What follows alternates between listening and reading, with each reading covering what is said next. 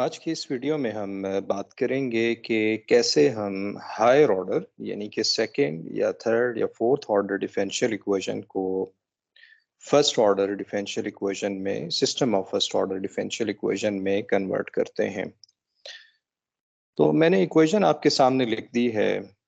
हम सबसे पहले इसका एडवांटेज देख लेते हैं कि एडवांटेज क्या है, क्यों हम थर्ड ऑर्डर ओडीई को या थर्ड ऑर्डर कपल भी इक्वेशन हो सकती है, जो भी इक्वेशन है उसको फर्स्ट ऑर्डर में क्यों कन्वर्ट करते हैं। उसकी कुछ रीजंस हैं हमारे पास। एक रीजन तो ये है कि हमारे पास जो भी आपने अभी तक मेथड न्यूमेरिकल मेथड सीखे हैं, जैसे कि आपने ऑयलर्स मेथड सीखा है, ऑयलर्स मेथड सीखा है, इसके साथ ही आपने आर के टू मेथड, आर के टू या आर के फोर मेथड हमने देखा था। आर के टू मेथड्स और आर के फोर मेथड्स आपने देखा था।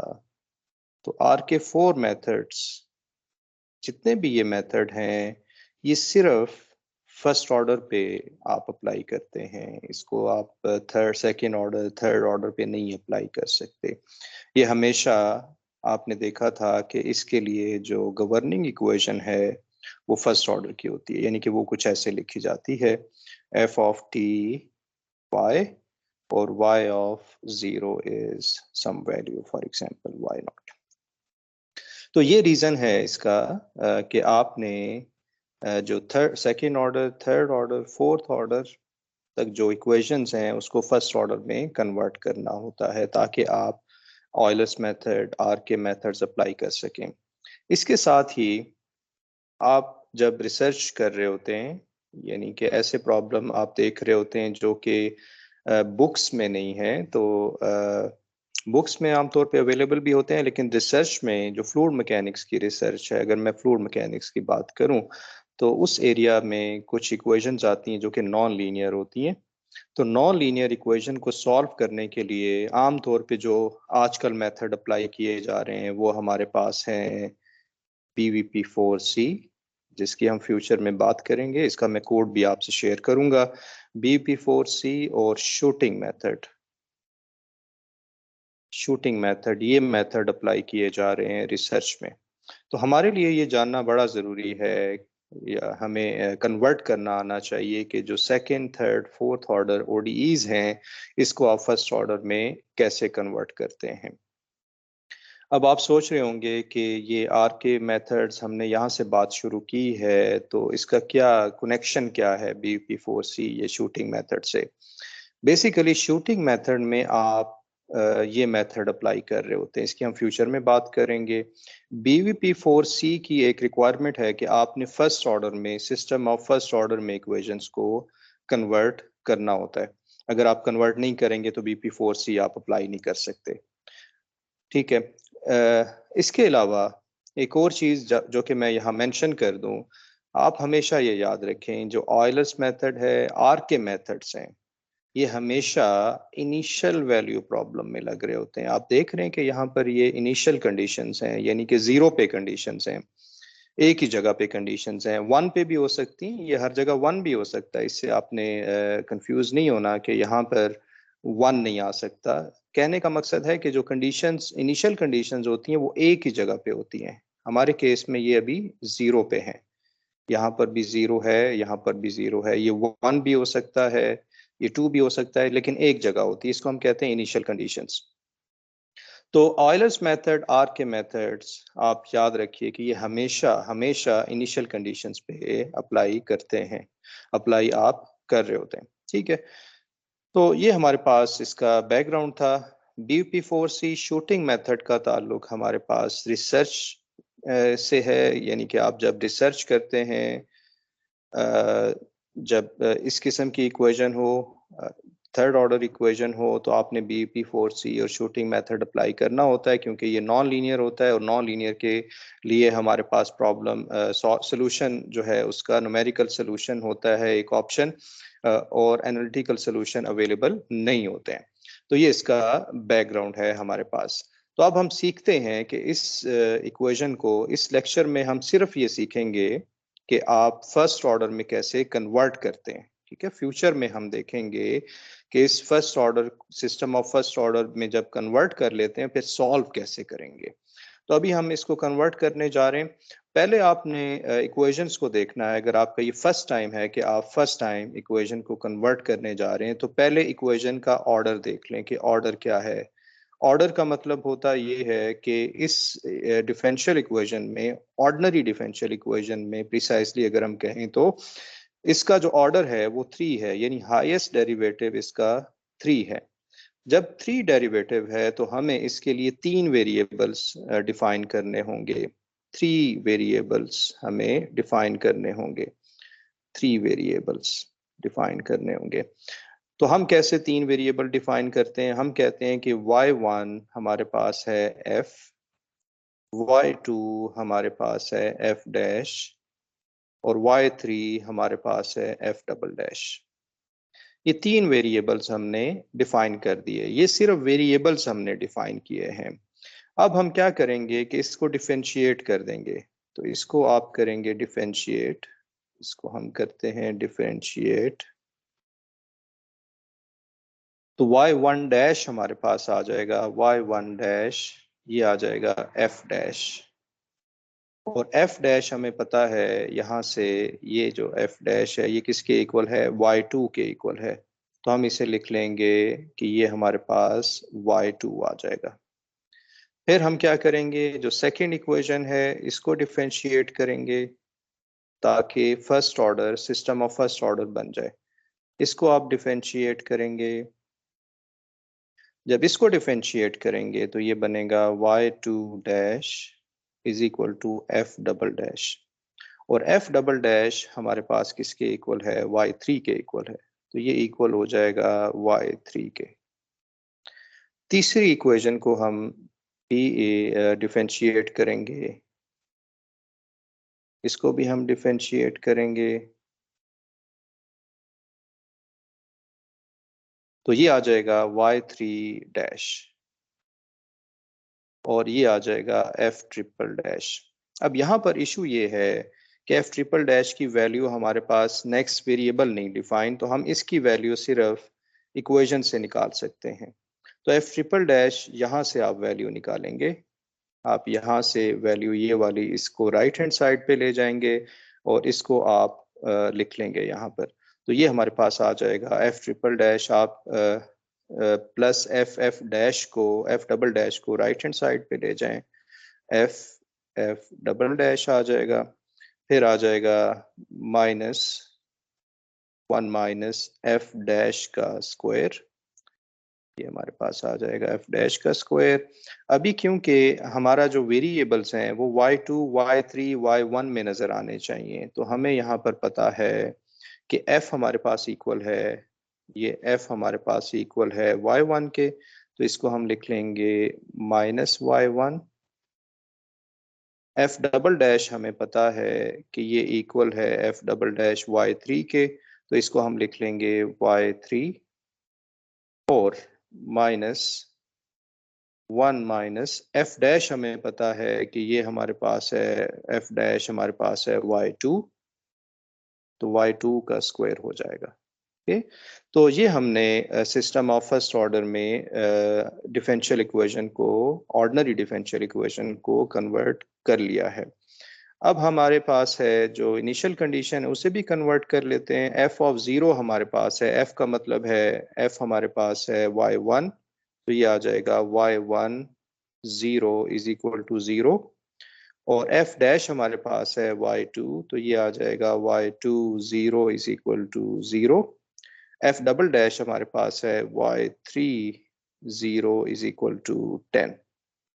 तो ये हमारे पास यहाँ पर जो इनिशियल कंडीशंस हैं वो भी हमने कन्वर्ट कर लिए। तो अगर इसको समराइज करना चाहें तो हमने जो इक्वेशन बनाई है वो कुछ ये बनाई है। y1 डैश हमारे पास है y2, y2 डैश हमारे पास है y3, और तीसरी इक्वेशन को मैं यहाँ पर कॉपी कर लूंगा, इसको हम कॉपी कर लेते हैं और यहाँ पर पेस्ट कर देंगे। ये हमारे पास तीसरी इक्वेशन आ जाएगी y3 डैश, और इसके साथ हमारे पास जो कंडीशंस हैं वो आ जाएंगी y1 0 is 0, y2 0 is 0, y3 0 is 10। तो ये हमारे पास सिस्टम ऑफ फर्स्ट ऑर्डर बन जाएगा। ये हमारे पास बन जाएगा system of first order equation, system of first order equation. आप इस सिस्टम को मुख्तलिफ मेथड से सॉल्व कर सकते हैं, जैसा कि मैंने आपको बताया कि ऑयलर्स मेथड, RK4 मेथड से आप इसे सॉल्व करेंगे, और आप देखेंगे कि फ्यूचर वीडियो में हम इसको सॉल्व भी करेंगे, ऐसे सिस्टम को सॉल्व हम कर रहे होंगे। अब हम चलते हैं, थोड़ा सा एडवांस प्रॉब्लम है। एडवांस प्रॉब्लम ये है कि हमारे पास एफ भी गिवन है, यानी एक इक्वेशन यही है, इसके साथ एक और इक्वेशन कपल्ड इक्वेशन आ रही है। कपल्ड इक्वेशन वो होती है जिसमें फर्स्ट इक्वेशन का जो वेरिएबल है वो सेकंड इक्वेशन में भी आ रहा होता है। तो आप देख रहे हैं कि हमारे पास ये हमारे पास एफ है यहाँ पर इसका वेरिएबल, और ये एफ यहाँ पर भी अपीयर हो रहा है। तो ये हमारे पास कपल्ड इक्वेशन है। इसके साथ भी हम सिर्फ समझाने के लिए इनिशियल कंडीशन सिर्फ लिखते हैं। आमतौर पे जो फ्लूइड मैकेनिक्स के रिसर्च प्रॉब्लम होते हैं उसमें इनिशियल कंडीशंस नहीं होती, वहाँ बाउंड्री कंडीशंस होती हैं, तो उस पर हम फ्यूचर में बात करेंगे। अभी आप सिर्फ ये सीख लें कि हमारा इनिशियल वैल्यू प्रॉब्लम अगर है तो उसे हम कैसे कन्वर्ट करते हैं। इसको भी मैं 0 रख लूँगा, और इसको सिर्फ कोई मैं वैल्यू रख रहा हूँ, फॉर एग्जाम्पल 1 रख रहे हैं। अब इस प्रॉब्लम को आपने इस सिस्टम ऑफ इक्वेशंस को आपने फर्स्ट ऑर्डर में लिखना है। तो सबसे पहले आप वेरिएबल्स डिफाइन करेंगे, डिफाइनिंग वेरिएबल्स।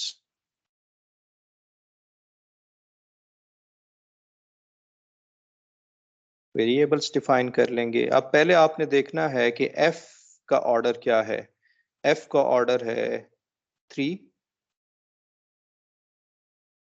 एफ का ऑर्डर है, यानी कि पहली इक्वेशन का ऑर्डर है 3, और थीटा का आप अगर ऑर्डर देखें, थीटा का ऑर्डर है 2। तो हमारे पास टोटल ये बन जाता है 5। तो 5 वेरिएबल्स आपने डिफाइन करने हैं। तो वो आप देखिए आप कैसे हम डिफाइन करते हैं। सबसे पहले आप लिखेंगे y1 is f, y2 is f dash, y3 is f double dash. आप देखिए कि जब आप 3 वेरिएबल f के लिए डिफाइन कर रहे हैं तो जो थर्ड वेरिएबल है y3 वो f डबल डैश है, यानी कि एक डेरिवेटिव कम आया करता है। तो मुख्तलिफ हिंट्स हैं जिससे आप याद रख सकते हैं कि आपने जब वेरिएबल डिफाइन करने हैं तो वो कैसे डिफाइन करने हैं। पहले आपने y डैश से शुरू नहीं करना, आपने पहले f लिखना है, फिर f डैश लिखना है, फिर f डबल डैश। और हमें पता है कि ऑर्डर 3 है तो 3 वेरिएबल्स आएंगे, तो f डबल डैश पे आपने इसको ख़त्म कर देना है। फिर इसके साथ ही आप थीटा के लिए इसी को कंटिन्यू रखेंगे, क्योंकि ये कपल्ड इक्वेशन है तो आप कंटिन्यू रखेंगे। आप लिखेंगे y4 is theta, y5 is theta dash. तो इसके साथ ही y1 डैश हमारे पास आ जाएगा f डैश, और f डैश हमारे पास आ जाएगा y2। हमने यहाँ पर फर्स्ट इक्वेशन को या फर्स्ट वेरिएबल को डिफरेंशिएट कर दिया, इसको हमने कर दिया डिफरेंशिएट। फिर आप इसको डिफरेंशिएट करेंगे, हम इसको डिफरेंशिएट कर देते हैं, तो ये आ जाएगा y2 डैश, और ये बन जाएगा f डबल डैश, और f डबल डैश हमें पता है कि वो y3 के इक्वल है। इसी तरह से इसको आप डिफरेंशिएट करेंगे तो ये आ जाएगा y3 डैश, ये बन जाएगा f ट्रिपल डैश, और ये बन जाएगा f ट्रिपल डैश। अब f ट्रिपल डैश के लिए हमें इक्वेशन पे जाना होगा, क्योंकि ये वैल्यू आगे हमारे ये एक्सप्रेशन हमारे पास है नहीं। तो हम इसको लिख लेते हैं minus f double dash minus 1 minus f dash का स्क्वायर, यानी कि ये जो इक्वेशन है इसमें जो हाईएस्ट डेरिवेटिव है उसको एक साइड पे रखेंगे और बाकी सब कुछ आप राइट साइड पे ले जाएंगे। तो ये बन जाएगा, ये बेसिकली वही इक्वेशन है जिसे हमने पहले सॉल्व किया है। तो ये आ जाएगा -y1 f डबल डैश आ जाएगा y3 और -1 माइनस f डैश आ जाएगा y2 का स्क्वायर, y2 का स्क्वायर। ठीक है, तो ये हमारे पास ये इक्वेशन आ जाएगी f की इक्वेशन। इसी को कंटिन्यू रखेंगे, आप फिर डिफरेंशिएट करेंगे, डिफरेंशिएट करेंगे इसको, तो ये बन जाएगा y4 डैश और ये आ जाएगा थीटा डैश, और थीटा डैश हमें पता है कि ये y5 है। फिर आप इसको डिफरेंशिएट करेंगे, इसको आप डिफरेंशिएट कर दें तो ये बन जाएगा y5 डैश, यानी कि फर्स्ट डेरिवेटिव, तो ये आ जाएगा थीटा डबल डैश, और थीटा डबल डैश को आप यहाँ से वैल्यू इसकी निकालेंगे तो ये इक्वल होगा, मैं लिख लेता हूँ यहाँ से, -f थीटा डैश प्लस हो जाएगा f डैश थीटा। ये बड़ी आसान सी इक्वेशन मैंने यहाँ पर ली है। इसको आप लिख सकते हैं, f हमारे पास आ जाएगा y1, थीटा डैश हमारे पास आ जाएगा, थीटा डैश क्योंकि ये है, ये आ जाएगा y5 प्लस f डैश हमारे पास आ जाएगा y2 और थीटा हमारे पास आ जाएगा y4। तो ये हमारे पास सिस्टम ऑफ फर्स्ट ऑर्डर बन चुका है। इसको मैं दोबारा नहीं लिखूंगा, यहीं पे आप देख लीजिए कि ये फर्स्ट ऑर्डर है, ये हमारे पास फर्स्ट ऑर्डर है, सो ऑन, ये सारी सिस्टम ऑफ फर्स्ट ऑर्डर बन चुका है। और आप इसी तरह से जो कंडीशंस हैं इसको भी आप कन्वर्ट कर सकते हैं in terms of new variables. तो मैं इसको कॉपी कर लूँगा, कॉपी करके हम यहाँ इसको एक दफ़ा लिख लेते हैं ताकि इसे भी कन्वर्ट कर सकें। तो f हमारे पास है, f हमारे पास है मिसाल के तौर पे y1, तो ये आ जाएगा y1 0 is 0, f डैश हमारे पास है y2, y2 0 is 0, f double dash है y3 0 is 10। इसी तरह से थीटा की क्या वैल्यू है, थीटा कौन सा वेरिएबल है इसके लिए, y4, तो ये आ जाएगा y4 0 is 0 और ये आ जाएगा y5 0 is 1। तो ये हमारे पास आ जाएगा इसकी इनिशियल कंडीशन जिसे हमने कन्वर्ट कर लिया है। तो ये सारा प्रोसेस है, हमें हायर ऑर्डर डिफरेंशियल इक्वेशन को जो कपल्ड भी हों तब भी आप इसे कन्वर्ट कर सकते हैं। फ्लूइड मैकेनिक्स में कुछ और इक्वेशंस भी आ रही होती हैं, काई डबल डैश फॉर एग्जांपल एक और इक्वेशन आती है, तो फिर आपको और वेरिएबल यहाँ पर डिफाइन करने होंगे, इसी को कंटिन्यू रखना होगा। ठीक है, स्ट्रेट फॉरवर्ड है, आप इसी को आगे लेकर चल सकते हैं। Thank you for watching.